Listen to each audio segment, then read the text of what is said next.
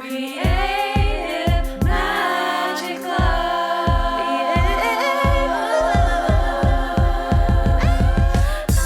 What's up? This is Sarah Mack and welcome to Creative Magic Club. Together, we'll discover inspirational stories of creative entrepreneurs living out their dreams, doing the work they are most passionate about, and building wealth in magical and fun ways. While building a six-figure income as a writer and coach, helping other women to launch their dream businesses, I've connected with so many incredible people and seen it proven again and again that you can thrive financially doing whatever it is you are passionate about. I'm here to share life-changing strategies for mindset, making money, and reaching more people with your work in a business and life filled with creativity, freedom, and fun.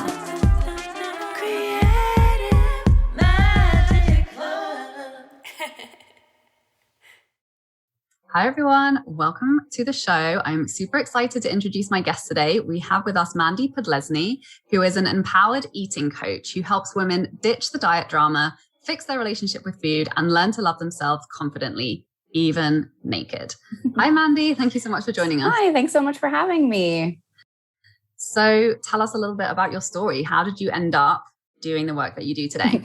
Well, I know your podcast is really short, so I'm going to keep it super, super brief. But so I was plagued with autoimmune inflammatory disease since I was 19, went down this whole journey of trying to heal myself and really figure out natural ways because the medical community has not really been successful. And long journey of trial and error, having food relationship issues, emotionally eating, just super stressed out, not really seeing the results. So then we would self-sabotage.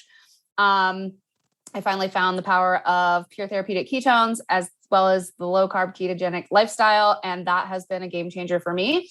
And so I started teaching that at first, and then I couldn't figure out why people weren't really sticking to it. And come to find out, it's because we skip steps and we think that meal plans and all of that is going to be the key to success when actually we have the key inside of us. We just need to unlock it. So I really help women do that and really just try to help people understand that you're actually set up for success in society with diets and the nutrition industry, the medical industry, and food industry is kind of working against you. And that's all conditioning. So I really help people break that conditioning down. Amazing. Yeah. I've always said, and it's become more and more clear to me lately, that eating well is an act of resistance because it just takes a constant decision to opt out of the way that our culture, particularly in America, is set up to push you in terms of eating habits and lifestyle. So what are some of the... Okay, first of all, I'm interested in keto and how specifically that benefits issues connected with autoimmune conditions. Yeah. So, what we fuel our bodies with is how our bodies are going to respond. So, a lot of that is through diet and, lifestyle. But what is powerful about keto, and I absolutely love doing the ketogenic diet, but I'm a very firm believer you eat to your goal, and utilize tools and supplements and things as well to optimize that. The reason why keto worked well for me and really keeps my inflammation at bay for the most part is because when your body goes into ketosis, meaning you're depleted of all of your sugar stores, so you have no sugar, glucose in your body starts to produce ketones. And those ketones are actually signaling to the cells like, hey, you need to do this. You need to give energy. You need to give focus. You need to decrease some inflammation. And our bodies it's a very therapeutic state. So a lot of people now, because of the keto buzzword think, and it is great for fat loss, but it's actually getting your body into the state where it's actually preferred. And we don't get into a ketogenic state because we like pizza and fruit and all of these things that don't allow us that. Whereas back in the primal days where we were hunting for food and things like that, our bodies, we needed to go into ketosis because how would hunters not eat for a couple of days while they're hunting for their food? So it's the survival mechanism, and your body actually adapts because you're restricting the sugar from your body. But because we don't do that now, and we have food available all day, every day, 24 hours, we don't do that. And then it's just a really, really, really therapeutic way to heal your body, give its body what it needs. And then you're eating no sugar. So that's obviously a positive as well. Yeah, it's so interesting. And it's a diet that has piqued my curiosity, but I feel I'm mainly a vegetarian. Like I do eat fish from time to time more recently, but I've heard that it can be done to do the keto diet as a vegetarian. Is that true? Or is that like really, really challenging? I mean, I think, yes, you can get your body into ketosis regardless of what you eat. You can actually get yourself there through fasting. So if you just ate like salads with no protein, and ate a little bit more olive oil on your salad or something like that, just to consume a little bit more fat, it's definitely able to be done. You just probably would have to just do a little bit more prolonged fasting. Or you can drink pure therapeutic ketones, which get you into ketosis in 30 minutes without having to do the diet. And that's kind of like my cheat code that I use as well. But but that's not like a full solution to body composition issues, poor choices, lifestyle habits, etc. So we just want to make sure we're not just supplementing and not doing a diet as well. But I think ketosis, and it would depend on what your goal is too, right? Like, are you trying to lose some weight? Okay, cool. You can probably lose weight without having to do an aggressive diet. You can just be more mindful of your food. And that's kind of what I'm navigating and teaching now. Because I think that teaching a restrictive diet, it's like only continues to set you up for like failure because you're still in that diet mode. Whereas we want to get out of the diet mode and into like more of a lifestyle. Okay. Because my understanding was that keto was one of those things that like you get into it and then you stay in it. And then if you eat something that's not conducive to ketosis, then you're out of it. And then it's a whole thing to get back in again. Yeah, exactly. It's like it's like a chore. Like honestly, it takes 6 to 8 weeks for your body to get adapted to that state. And then you can get into ketosis and start producing ketones, but just because you're producing ketones doesn't necessarily mean they're doing like you're in that fat adapted state. Like there's a lot of things that need to happen first. So inflammation reduction, balancing your hormones, detoxing and all of that. And people just don't stick it out long enough to really optimize their body to get into that state. So it's super important to just, eat to your goal. And people stress out. They're like, I'm not in ketosis. It's like, okay, do you care about ketosis or do you want the result that you want? Like it's right. Two different conversations, but yeah, I love keto. I think it's great. But again, it's for a tool to use to get to the goal that you want. Mm-hmm. Can you speak a little bit to, navigating the challenges of making very strategic choices with diet in terms of, particularly when it comes to like socializing, because food is such a big part of the way that we socialize and connect with others, particularly if you're from like specific cultures that have food traditions. And, it can like really present a lot of genuine, like challenging and awkward moments and conversations with loved ones have to actually like navigate your strategic food choices. How has that journey been for you and obviously the clients that you're helping as well? Oh yeah, it's definitely challenging, especially just we're in a social society where we like go to eat and, we don't always just cook at home and whatnot. So it's definitely a challenge, but every challenge we can either think of it as, oh, well, I can't because I can't, or we ask ourselves like, how can I? So it would come down to fundamentally, like, what are you committed to? Like, what's your why? Like, what's your outcome? Is your goal more important than having that meal? Think about those things.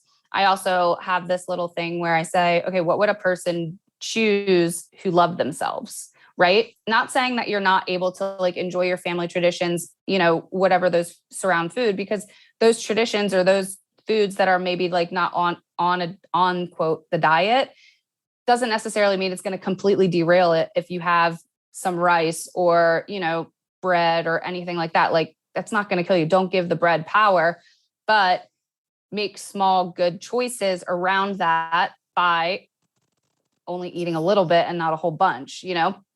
And then lastly, I do this thing, what I say is like trade and negotiate. It's like, okay, well, if I know that I'm going like to happy hour and like want to have a couple of slices of pizza and like a couple of cocktails, we'll go get a really good aggressive workout in prior. So then you kind of like earned it a little bit more. And then you're not just like eating and then not working out. You're doing the thing, like you're be able to make better decisions, or you're able to have that enjoyment food instead of worrying about, oh, well, I can't really do that. Like, sorry. It's like just enjoy the food if that's on your plan or that's your goal. Does that make sense?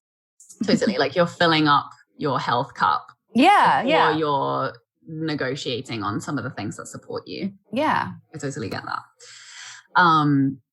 And I just forgot the other question that I was yeah, it's such a big one. But I loved what you said, that thing of what would a person who loved themselves do? Because this is the thing about food, is there's food which is like nutrient dense and, specifically nourishes your body type. And, we have all these particular ways that we classify food, but there's also what I like to call soul food, sometimes like you say, like sharing a meal with your family and saying yes to something because it nourishes you in a different way.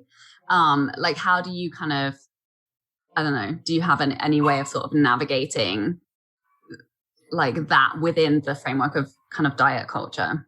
Yeah. I mean, I think like that enjoyment of a meal, like, okay, so we eat to enjoy and then we eat to fuel, right? So it's like, okay, we can have one meal. One meal is not going to like completely throw you off track, right? Okay, you made a little bit of a choice. You're giving more power to that meal because you then give guilt, shame, and justification around why you did it versus just being like, hey, I just want to go out with my friends and have chicken fingers and fries.